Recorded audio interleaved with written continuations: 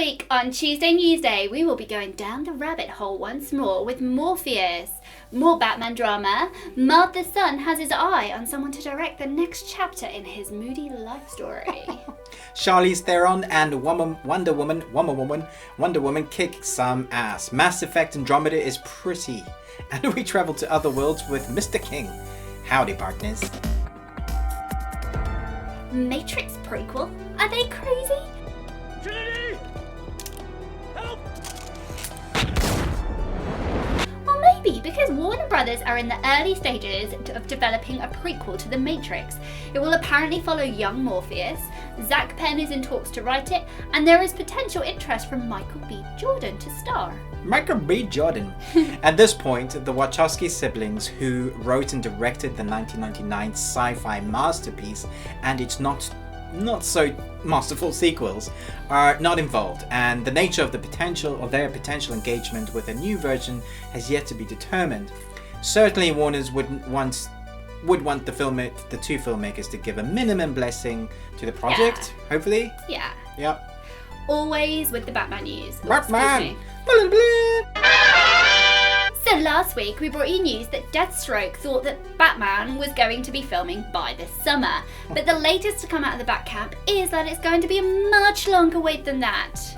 While Batfleck seems keen to put the whole Bat fiasco behind him, replacement director Matt Reeves is currently working on his latest Planet of the Apes project, so probably won't be available for filming until 2018. Yeah, wow, seriously. But Slash Film have recently reported that more is going on behind the scenes. According to sources close to the production, the screenplay for The Batman is being rewritten from the ground up. So it's entirely possible that everything we've heard about the film's story will no longer be in play. I know, seriously. This also begs the question of whether or not Joe Manganiello's Deathstroke will still be in the film, or we'll get another villain to take his place.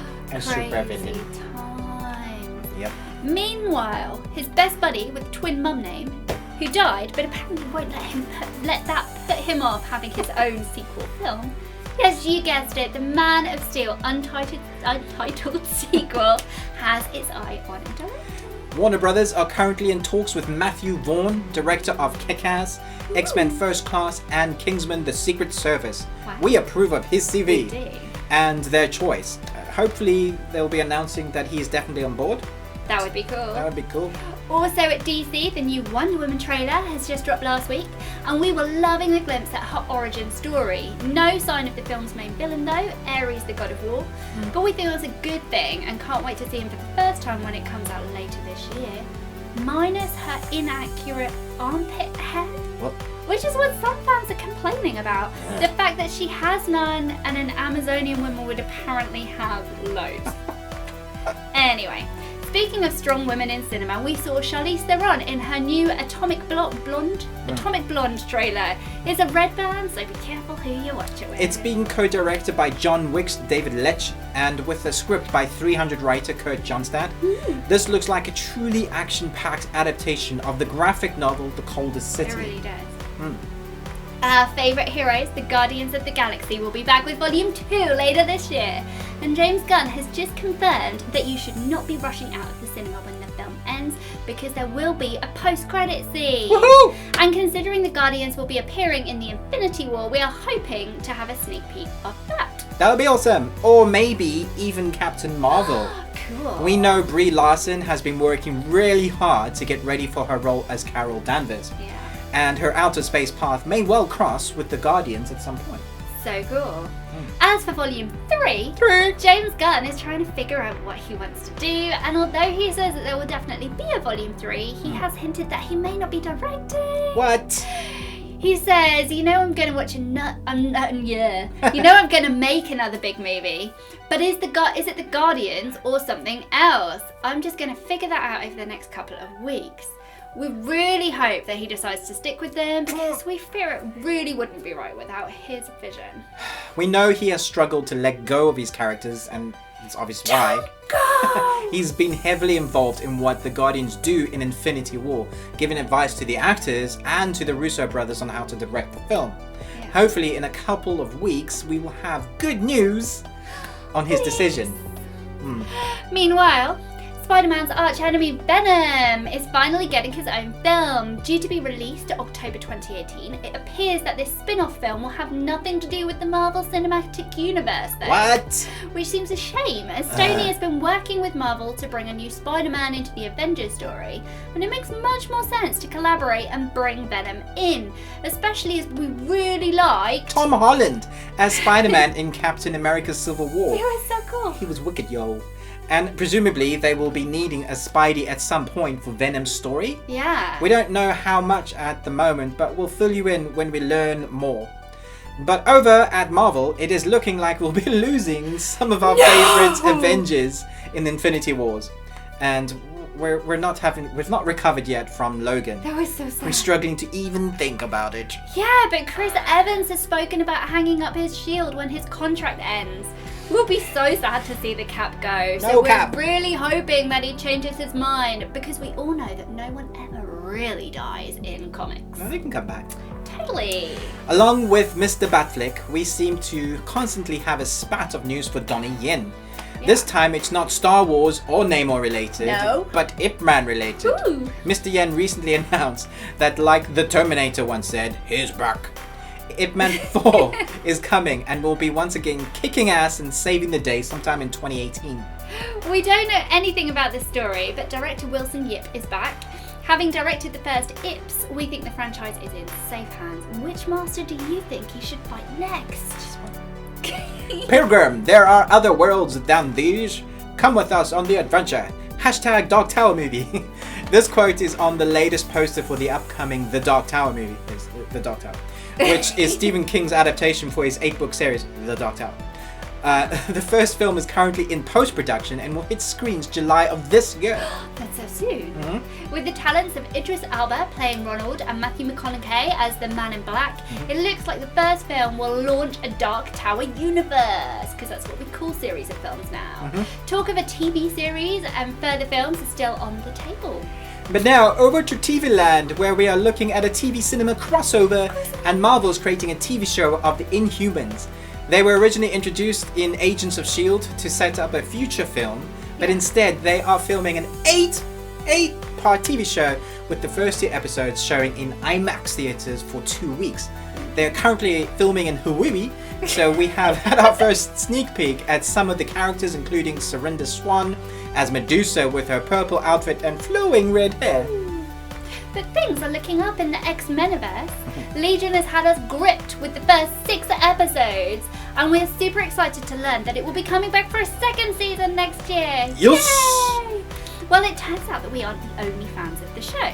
Patrick Stewart has announced interest in joining the show after his final appearance in the X-Men films. And in the comics, Professor X is actually Legion's dad, so we'd love to see that. Amazing! And now, the current actor behind X-Men Colossus, Stephen Kapicic, is saying that he has fallen in love with Legion and would love to have a guest appearance as Colossus. Awesome. But Legion is set in a parallel dimension, so some of you are probably wondering how this could even work. Well, Fox is no stranger to screwing up continuity. So disregarding the laws of the multiverse is a possibility. And David has already shown reality-altering powers, and his potential powers appear limitless, so it wouldn't be that much of a stretch for him to act as some sort of a bridge between dimensions. It really does seem like an opportunity that Fox would struggle to resist with such high-profile actors showing interest. Yep. So although this idea seems unlikely, we will be keeping our eyes on Legion. We'll be keeping them on Legion. If you love a good sequel or a bad one, you may want to check our top 10 sequels for the rest of 2017 video. But for those of you with your eyes set further in the future to Mission Impossible 6, which is apparently due to start filming on April the 1st. Yes, the trouble with April Fool's Day is that the news is difficult to trust. So watch this space and we will keep you updated. And we also have an upcoming remake of an iconic horror film, The Fly. The original in 1958 film tells the story of a scientist who mutates into a fly insect after a fly flies into a teleportation machine. Wow, what a mix-up. Yeah. There's already been a 1986 remake, and Fox is currently in negotiations with Slate writer J.D. Dillard to co-write and direct. And now to the Game Cave. Legend of Zelda fans love Shockman. What? Enough said. Anyway, we have had our hands on Mass Effect Andromeda and can now say with certainty that you should order this, you should buy this. Buy it now! Not only have BioWare managed to capture all that was great about the first 3, from the immersive storyline and the conversation that you choose to the flawless and beautiful Pandora-type planets that you are able to explore. The game is bigger and better in every way. The new control system might take a bit of getting used to, but you'll get over that quickly. Still not convinced? Watch us play! The link is BBA below. Gushing aside, some fans have criticised the animation of humanoid movements. What the crap, man? Go and look back at the last 3, compare them, and then complain. Bethesda has recently released a new trailer for its upcoming first-person sci-fi game. Yeah, Prey. The video shows us various alien species, some of which are enemies. One such enemy is the Mimic, which can disguise itself as pretty much any object, such as a TV, a cardboard box, Gemma, that thing. But Prey is being developed by Dishonored developer Arkane's Austin Studio, and in a reimagining of the 2006 original game and a replacement for that which was cancelled as a cancelled sequel, is the game developed by Human Head Studios. Human Head Studios. Hey, thank you for watching Tuesday Newsday. We hope you enjoyed this week's episode and found it nerdily informative. Do like and stalk us by subscribing to all our social feeds. Awesome. Bye Tuesday. Newsdayers. This is our dance. It's the Daniel San wax on, wax off dance. Oh, I get it now. Now it works.